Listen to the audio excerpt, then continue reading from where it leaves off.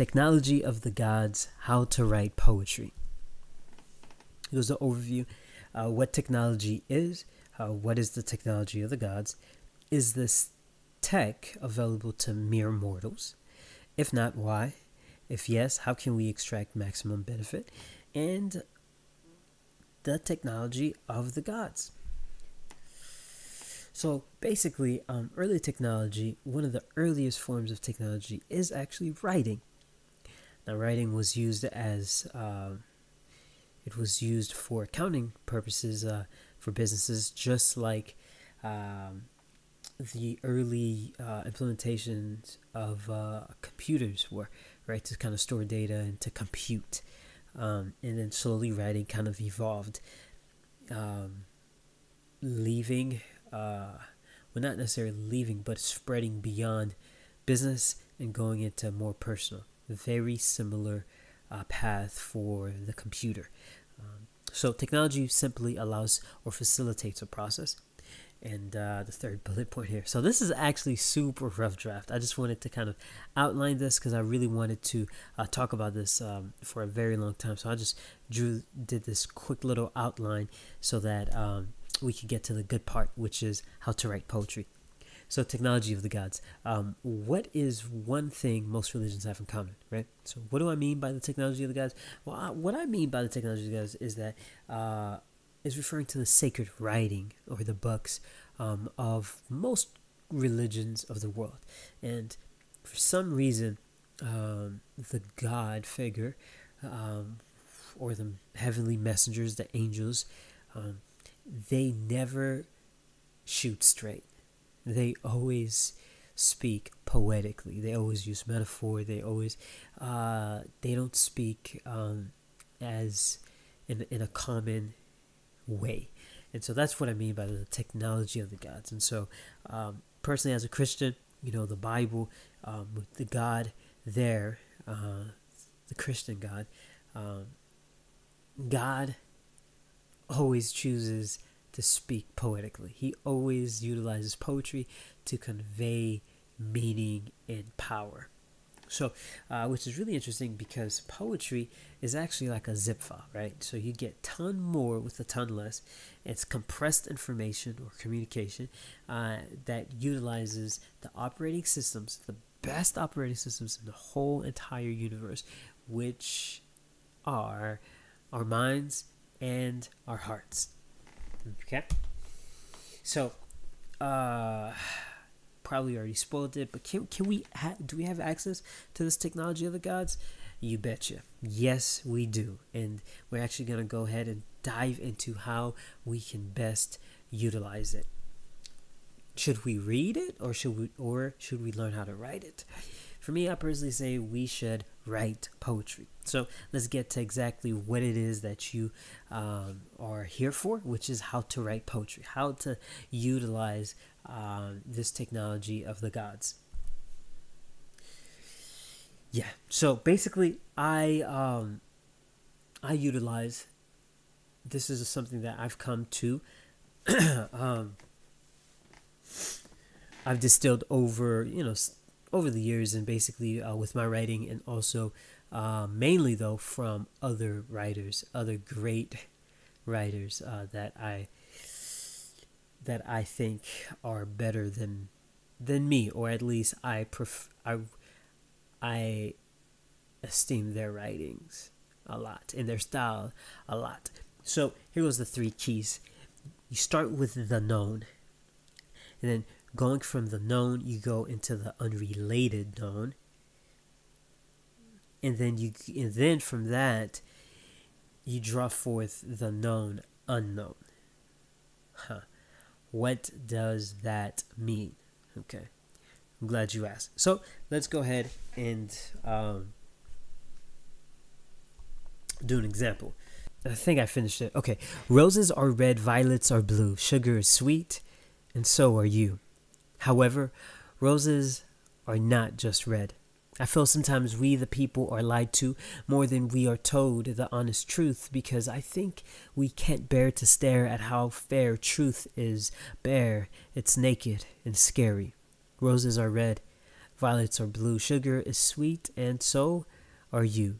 Deception seems instinctive. Our conception is destructive, painfully constructive. I think a bit more than suggestive. The symbol of life and connectivity is homonym to that of slavery. It makes me wonder if it is an umbilical cord or a biological nuisance. Everybody dies. Maybe that's why they cut the life tie between the mother and child. Roses are red, violets are blue. Sugar is sweet, and so are you. I feel sometimes we the people are lied to more than we are told the honest truth, especially since lots can be said in silence, such as finding out the person you spoke to was deaf, or maybe the privilege of hearing so deafening, or our hands are muted, not realizing exactly what it is that we refused. Roses are red, violets are blue, sugar is sweet, and so are you. But roses are not just red, and not all sugar is sweet. That's why there are sweet potatoes. I know to acknowledge all of the possibilities is not only impossible but unrealistic, but to preach one exclusive narrative is entirely toxic. Let's be healthy and refuse to fit our infinite price of life to catchy, comforting nursery rhymes. Roses are red, violets are blue, sugar is sweet, and so are you. But roses are not just red. Thank you. So, coming here, hello, the known. So, the known in that poem right there was the nursery rhyme. Was a nursery rhyme. That was the known. I used a nursery rhyme. Roses are red, violets are blue, violets are blue, sugar is sweet, and so are you. And then from there, I kind of go to an unrelated known. So something else that people are aware of. And the other thing that people are aware of that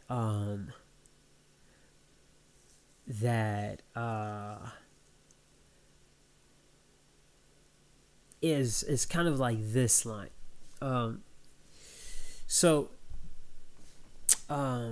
I said, I start talking about people like lying, being deceptive, and everything else when those themes are not inherent in this nursery rhyme. So I pulled out what seemed like random themes. So, deception and like lying isn't really inherent or explicit in the nursery rhyme of roses are red, violets are blue, correct? Yes. And so basically, yeah. So that's what so that's kind of what I did. Now, so after you get the known, after you kind of start off with something that pretty much you can tell your audience, you can share with your audience, and they will know already. They will instantly bond with it. They will instantly recognize it, such as nursery rhymes. Then immediately afterwards, you bring up something random. That's what is meant by unrelated note. Something random. Like, yeah, they knew it, but they weren't thinking about it. And they probably wouldn't think about it if you didn't mention it. So that's the random themes that I dropped. So then now you create this dissonance. You create this tension. It's like, yo, that's really weird. Like, you started going left and then all of a sudden you switch right. Now I'm a little confused. Like, are you going to go back left? Like, why did you go right? And so right there, even though it's kind of negative attention, right? Because it's like in dissonance a bit, there's tension. That's exactly good attention because they're kind of engaged. And they're trying to make sense of it. And they're in suspense. And then after that, that's when you hit them and you create and you bridge these two. You bridge what they knew, right, with a random thing that they knew, and to show how, hey, you knew this, you knew that. However, you didn't know that how they came together, and so that's what that's the known unknown. And so the known unknown, I basically reveal it right here. I know to acknowledge all the possibilities is not only impossible but unrealistic. But to preach one exclusive narrative is entirely toxic. So that's basically the unknown, the known unknown. So everybody knows about, everybody knows or can relate to, just like painting the wrong image and just being super biased and kind of making stuff go or look or say a certain thing that isn't, right? Having that one-sided story, right? Like you get into a car accident, the cop takes both sides of the story, right? So for me, the known unknown is connecting that fact, that experience, that reality of having a one-sided story to roses are red, violets are blue, sugar is sweet, and so are you. So now I've just added so much more dimension and depth to it, and probably potentially even raised some questions to it, right? So that's basically how I sometimes write poetry, and how a lot of other people write poetry. And so in the style that I tend to write in is kind of like spoken word, and so there's a bit more freedom to it as far as form, and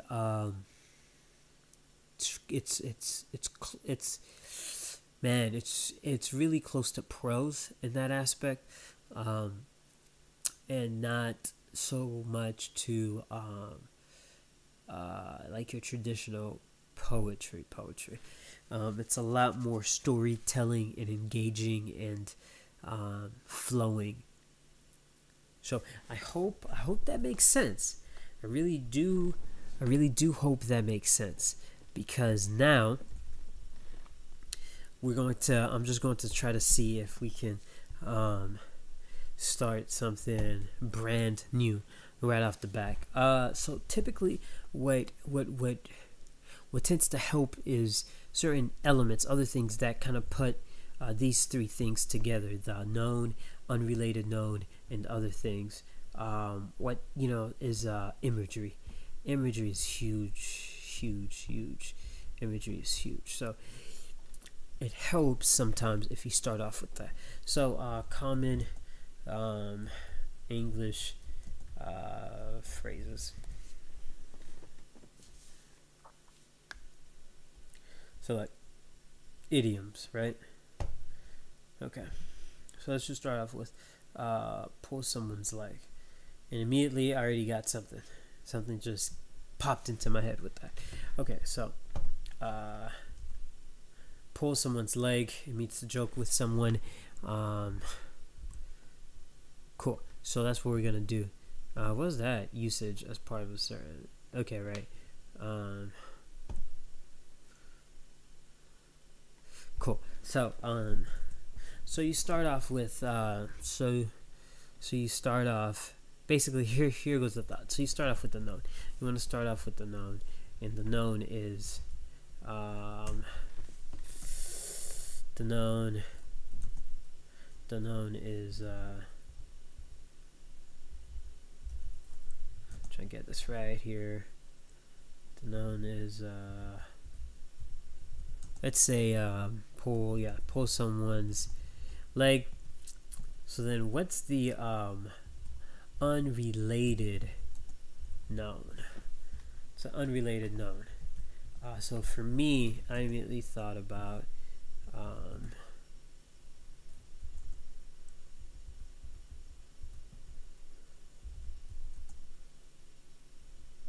drowning. Yeah, drowning or swimming, right? So drowning or swimming, And then how we're gonna tie this together is the known unknown. Known unknown. That, my friends, I don't really know what to make of it, because this is just right off the top of my head here. But basically, I would start off with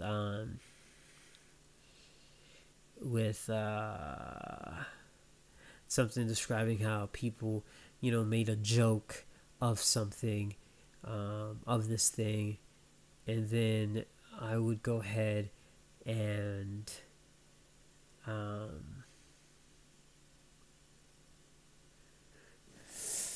trying to think of the thing. So you pull someone's leg, it's funny, it's a joke, not to take serious.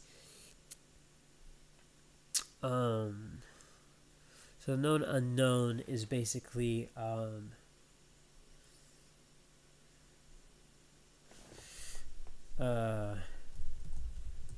careful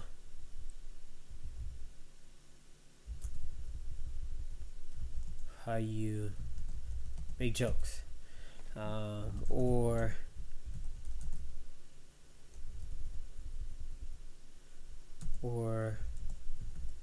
how you use words, right? Yeah, I think that's what I'm going to use. I think that's what I'm going to use right there. So let me just write up something really quick, and then now I'm going to use something else too. So I'm going to use something else which kind of relates to this a little bit, which is break a leg. Okay, so here goes the thing. Yeah, I'm gonna use something else too, kind of, but I don't know. So it goes. William Shakespeare once described. This is all. You saw me googling it, so bear with me here. I'm thinking out loud. William Shakespeare once described the world as a stage.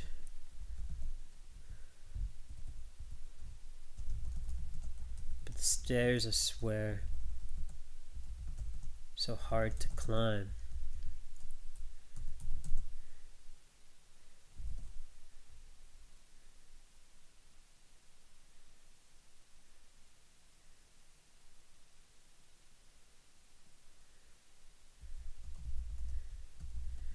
Makes me afraid. William Shakespeare once described the world as a stage, but the stairs, I swear, are so hard to climb, it makes me afraid. Afraid not that I will fall,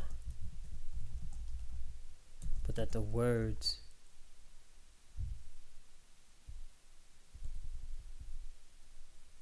that the hands that crawl, yeah, like this.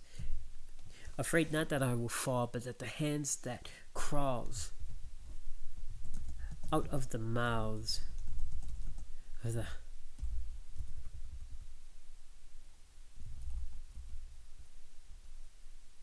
hungry monsters in the audience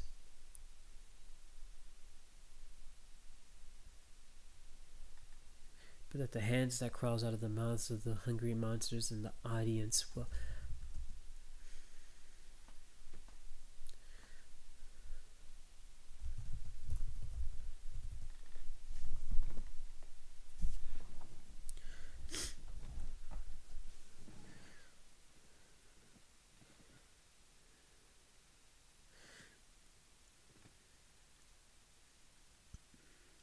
out of the mouths of the hungry monsters in the audience will.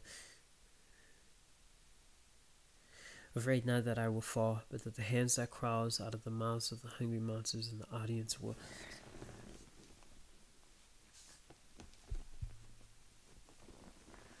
Oh man, shucks. And the audience will, I don't know. This is really rough. Will be my demise. Right, so right now I'm just trying. I'm trying to set up.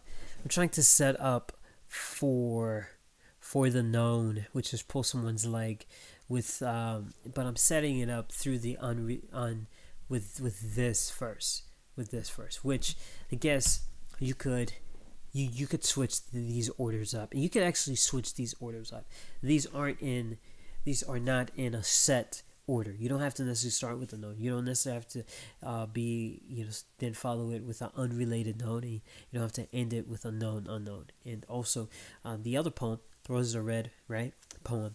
I had the known repeated, and I probably had several other sub-known unknowns. And so this is just the bare bones, oversimplified kind of layout of it. So basically, don't want to take up too much of your time here.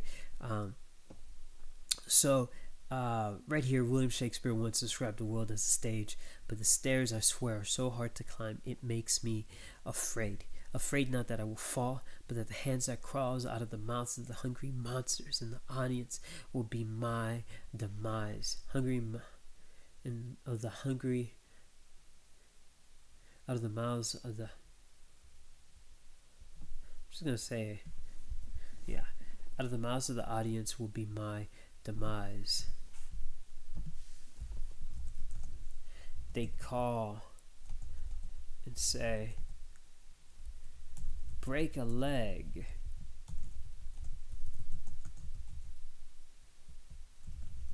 Make a smile.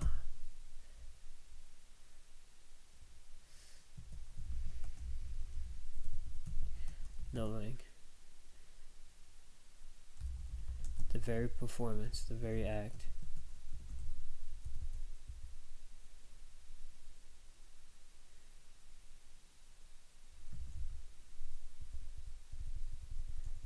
not knowing the act performed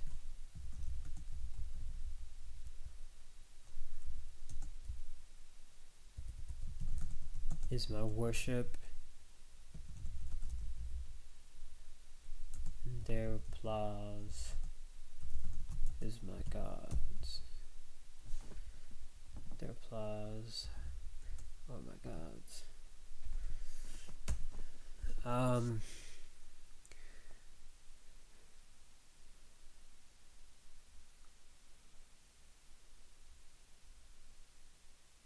My worship and their applause are my God's.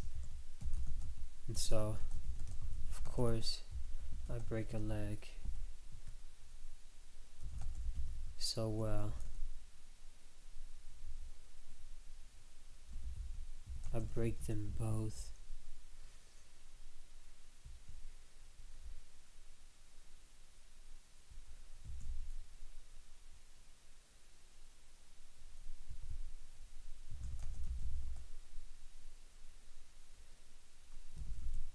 So when the show is over,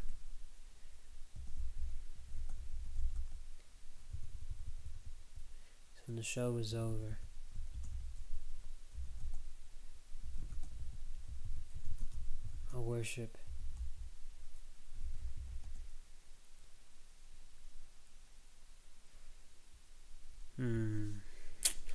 So when the show is over and my worship,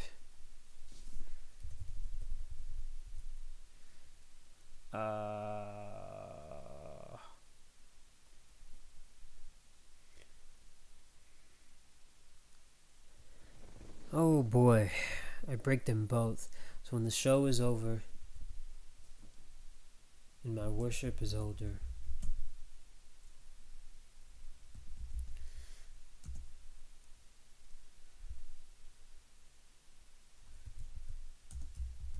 the hands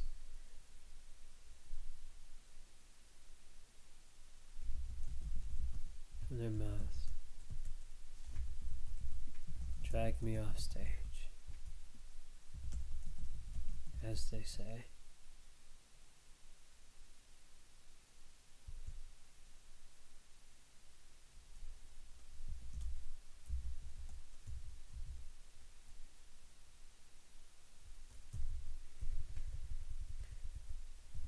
Someone pull that guy's leg.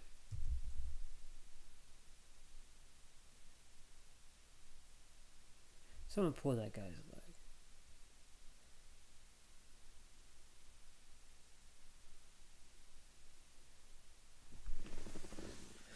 Yeah, that's a very, very, very it's rough. But basically, just wanted to show how it ended up being a different known unknown. It ended up becoming how we sometimes try to, and that's the beauty of writing. I feel like, for me at least, sometimes I have my intention of writing tends to change when I begin writing into something completely different. So it turns out that this known unknown is really about how pleasing people can lead to your downfall. Okay, so what I had in mind in the beginning, I was trying to set up to go into it, but I ended up not ever getting to it. So that's one way to write a poem. I'm not sure if this was helpful. I hope it was helpful. But yeah, so here goes the poem. William Shakespeare once described the world as a stage, but the stairs, I swear, are so hard to climb, it makes me afraid. Afraid not that I will fall, but that the hands that crawls out of the mouths of the audience will be my demise. They call and say, break a leg, make a smile, not knowing the act performed is my worship, and their applause are my gods. And so, of course, I break a leg. So well I break them both. So when the show is over and my worship is older, the hands from their mouths drag me off stage as they say, someone pull that guy's leg.